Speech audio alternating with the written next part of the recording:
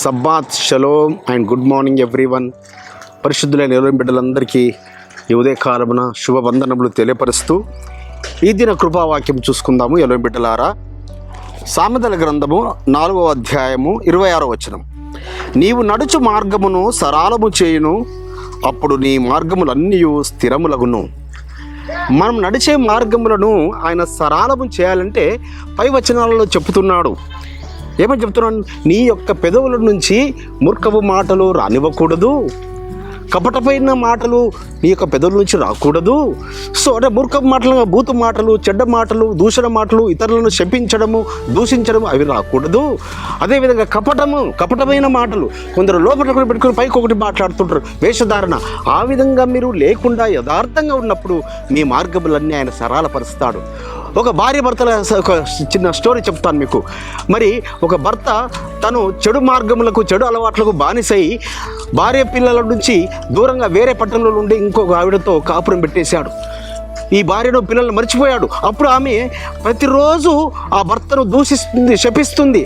తన పక్క స్నేహితురాలు మరి మందిరానికి నడిపించింది. అక్కడ మందిరానికి సేవకుడి దగ్గరికి వెళ్ళి చెప్తుంది సేవకుడితో, అయ్యా అతను పాడేటట్టుగా ప్రార్థన చేయండి, అతను చెడిపోయేటట్టుగా. అంటే కాదు తల్లి, నువ్వు అనుదినము పలుకుచున్న నీ శాపవచనములే ఆయనను అలా చేశాయి. నీ నోటి గుండా వెళుతున్న ఆ యొక్క మూర్ఖపు మాటలే ఆయన నీకు దూరపరిచాయి. ఈ రోజు నుంచి నువ్వు అతన్ని దీవించు అని, ఆయన క్షమించు అని నువ్వు ప్రార్థన చేయడం మొదలుపెట్టు.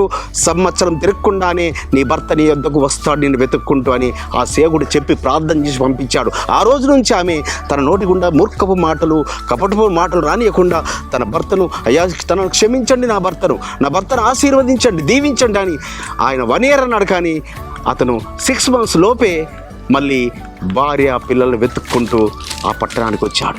కాబట్టి ఎప్పుడైతే మనం యథార్థంగా ఉంటామో, పరిశుద్ధంగా ఉంటామో, మన నోటి గుండా కపటపు మాటలు, మూర్ఖపు మాటలు రానికుండా ఉంటామో, మన మార్గములన్నీ, మన త్రోవలన్నీ ఆయన సరళపరచువాడని ఆయనకే కృతజ్ఞతలు తెలియపరుస్తాము మనం బిడలారా.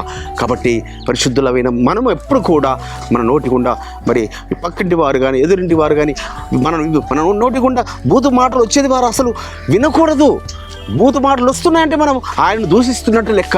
చెడ్డ మాటలు, మూర్ఖ మాటలు వస్తున్నాయంటే మనం ఆయనకు దూషణకరంగా జీవిస్తున్నట్టుగా. కాబట్టి మనం పరిశుద్ధంగా మన మార్గంలో సూటిగా జీవిద్దాము. అప్పుడు పరమత్తాన్ని మన మార్గములన్నీ సరళపరుస్తాడు. ఆ విధంగా ఆయన సరళపరచునుగాక ప్రార్థన చేసుకుందాం. పరిశుద్ధమైన తండ్రి, అవును నాయన, మా మార్గములన్నీ సరళపరచువారు మీరే. మేము యథార్థంగా, పరిశుద్ధంగా, పవిత్రంగా మా నోటి గుండా మూర్ఖపు మాటలు, కపట మాటలు రానియకుండా ఉన్నప్పుడు తండ్రి, ఆ విధంగా మమ్మల్ని వర్ధల చేసి ఆశీర్వదించమని నజరుడైన యేషువా మెస్సీయ నామమున స్తుతించి ప్రార్థించి వేడుకుంటున్నాం పరమ తండ్రి.